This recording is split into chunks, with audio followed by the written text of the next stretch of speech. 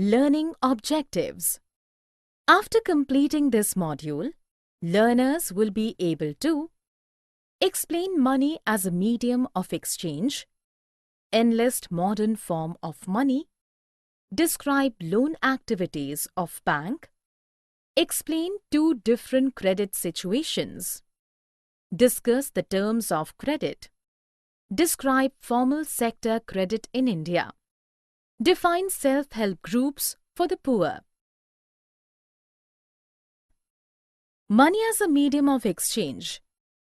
Money is a particular type of asset in an economy that people use to buy goods and services from other people or businesses.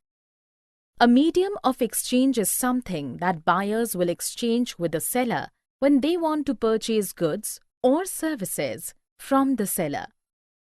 While many things could be used as a medium of exchange in an economy, money is the most common and useful medium of exchange in our society. Money is an item which is used as a medium of exchange. Money works as an intermediary in the modern economy. It is used as a medium of exchange for goods and services, and it is also used for payment of debts. The barter system was replaced by the introduction of money. Before the introduction of money, grains and cattle were used as money by Indians. In this system, goods and services was exchanged for another goods and services.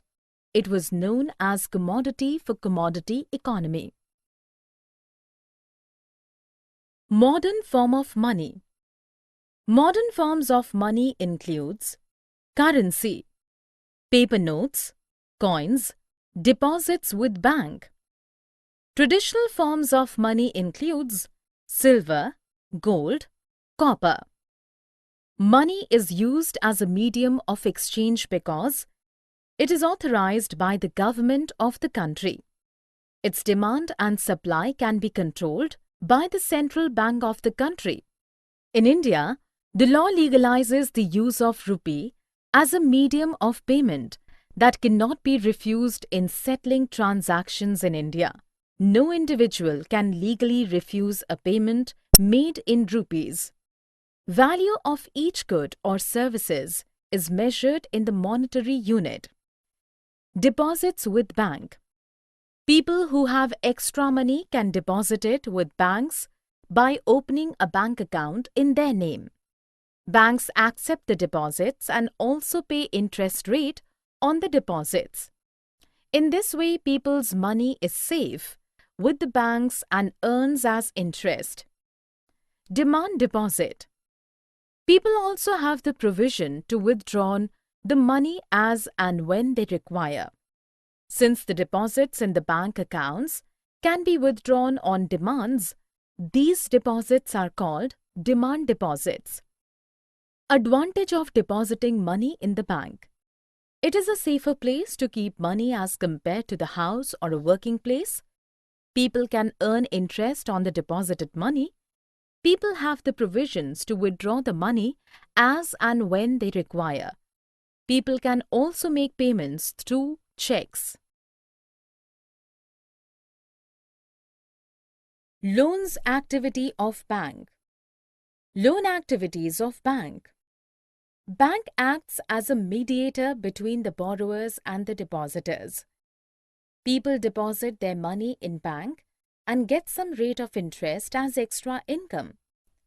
Banks keep a small portion of their deposits as cash with themselves to pay the depositor who might come to withdraw money from the bank on any given day. A major portion of the deposited money is provided to those people who are needy of money for economic activities. In this case, money is provided as a loan with a higher rate of interest. Banks use the major portion of the deposits to extend loans. In this way, banks act as a mediator between those who have surplus funds, the depositors, those who are in need of these funds, the borrowers. Banks charge a higher interest rate on loans than what they offer on deposits. The difference between what is paid to depositors and what is charged from borrowers is their main source of income. Credit: the ability of a customer to obtain goods or services before payment, based on the trust that payment will be made in the future, is called a credit. Two different credit situations. There are two types of credit situations. In the first situation, a manufacturer takes credit during festive season in anticipation of increased demand for his product during the festival to expand his production costs, and later that situation has worked in his favor. He or she makes a good profit from production activities and he or she is able to pay the amount of loan. Therefore, that person becomes better off than before. In the second situation, a small farmer who has taken a credit for cultivation might face a problem. As crop production involves high costs on inputs like HYV of seeds, fertilizers, pesticides. Farmers generally take loans at the beginning of the season and repay after harvest. But the failure of the crop makes loan repayment impossible, which is times compel them to sell part of their land, which worsen their situation. For this term, he or she comes under the situation of debt trap. Terms of credit. The four terms of credit are: interest rate. The borrower has to pay a sum of money as interest along with the principal amount. Collateral.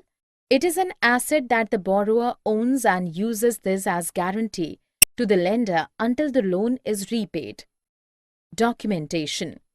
Proper documents of borrowing with all the terms and conditions must be submitted. Mode of repayment. The mode through which the borrower will repay the loan must be clearly mentioned.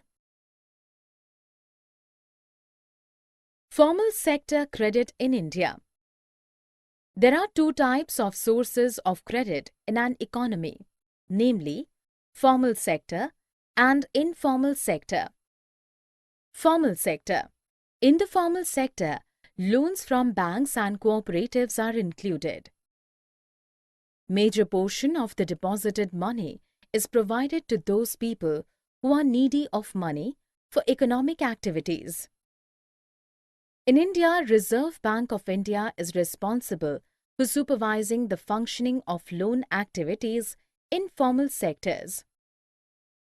In India, the rate of interest in informal sector is greater than the rate of interest in formal sector. Rate of interest in formal sector is supervised by the legal authorities. Informal sector. In the informal sector, loans from money lenders, traders, employers, relatives, and friends are included. In the informal sector, the rate of interest is supervised by money lenders, traders, employers who are provided money. The rate of interest is varying from person to person. There is no organization for supervising loan in informal sector. Lenders can use any method to get back their money from the borrowers.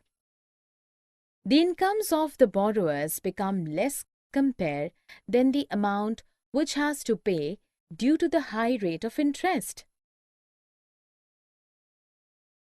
Self-help groups for the poor.